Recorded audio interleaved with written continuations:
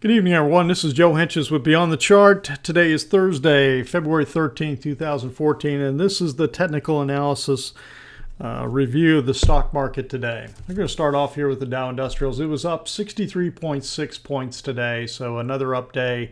This is 1, 2, 3, 4, 5 out of 7, if not 5 out of 8, if not even more than that. And it's been a pretty powerful little move in here in terms of the points, without a doubt. But we've still, in terms of retracement, and I know I've talked about this before, the retracement on the Dow hasn't even hit 61.8%, slightly over 50%. So well within the norm of a correction.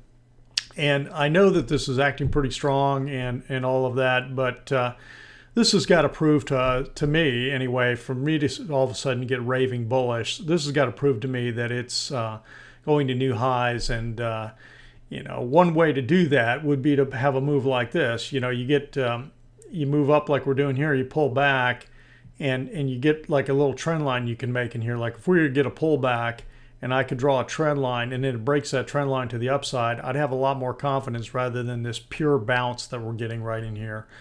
And part of this is that I think we've got 5 waves. I think we're in this 5th wave. I think this move down here is not normal unless we're in something even bigger in terms of the 5th move, the 5th wave, even bigger than what we think. So that's always possible. And we could be doing something funky in terms of the correction in here too, because when you get into corrective mode, you can do all kinds of really funky stuff. Like over here.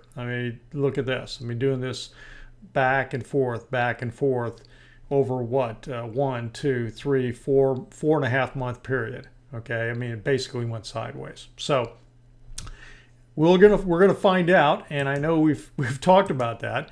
The S&P 500 has been a little stronger, and so if the S&P takes out the old highs, convincingly, then we could be on to a totally different scenario here. We're just going to have to let it show us. The Dow Transports is not confirming that type of strong move. The Dow Transports is kind of lagging back here again, and we'll have to watch to see what that does. Now here, what day was this? The 23rd. So you know how the Dow topped out on the 31st of December, and so here and 31st was right here. So the transports went on and made a new high beyond that, but it didn't take long when it had this big drop here and a couple big drops to start catching up with the kind of move that the Dow had experienced. The NASDAQ, on the other hand, now has gotten within just a hair of the old peak here back on January 22nd. We're within 6 points actually, and we closed on the high today.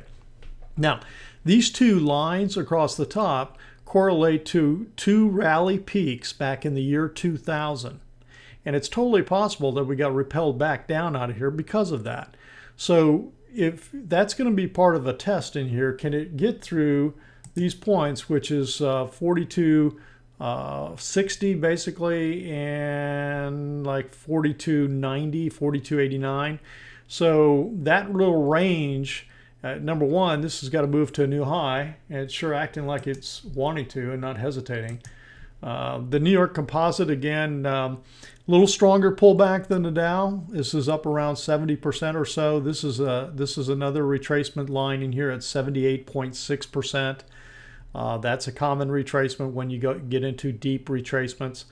And I know we keep talking about retracements, but when you break down like this and you go beyond these lows in here, you got to be thinking that is still a legitimate possibility that we're in retracement mode until you take out the high. That's just the way you have to look at it.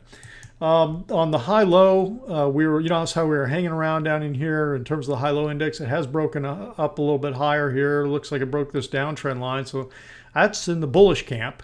You have to put that in the bullish scenario that we're starting to get a little bit more of the new highs coming into play versus the new lows. And I think that's about it for the market tonight. The short-term trading index doesn't really tell us a whole lot more. The VIX doesn't tell us a whole lot more. Now I just want to take a look at C-Trip. C-Trip was had a big move today, and I talked about this on Sunday as potentially, this stock was acting like it wanted to go higher. And sure enough, so where was this close? This close was last Friday. Okay, so here's Monday, Tuesday, Wednesday, Thursday. And now you're getting the 10-day breaking above the 20. Started to do that slightly yesterday, just barely. Then you got this huge gap down this morning. And honestly, when I saw the pre-market and these guys were trading down about 3 points and all of that, I thought it was going to break down to the downside and head down. And then it just turned around. It opened down and turned around on a dime and just started going straight up. And you've got this trend line here, downtrend line. It breaks this downtrend line. I think we're off on another, powerful third wave move here. I wouldn't be surprised to see it pull back. Whenever you have what I call a WR bar, wide-ranging bar like this, a lot of times that's the end of end of that move, at least short term, for maybe a week, couple weeks. And then the other thing to think about, especially when you're running up against a trend line. Now, the other thing to think about is the volume, 22.7 million. This is one of the higher update volumes that this stock's had. Here was 17 million on this day, and you notice it went sideways for a week and a half, 2 weeks. Another update here, this was 14.5 million, and then you went a little bit sideways and you kind of gradually, but I mean, this was the big bang. This like, sent it up into the atmosphere, and now this kind of floating out there, pulled back. So the real question is going to be, now this shot this thing up, it's hitting this trend line. Is it got enough strength and buy to break through this trend line, or is it going to pull back? And if it pulls back, I think a great buy would be at the 10-day exponential moving average at the blue line, because it's going to curve up some. So that would be an interesting play there. I would look at that. Okay, that's about it for tonight. Everyone have a great Friday. Thanks for stopping by. Hey, don't forget to sign up if you don't already. Sign up for email updates, so when I have new posts on the website.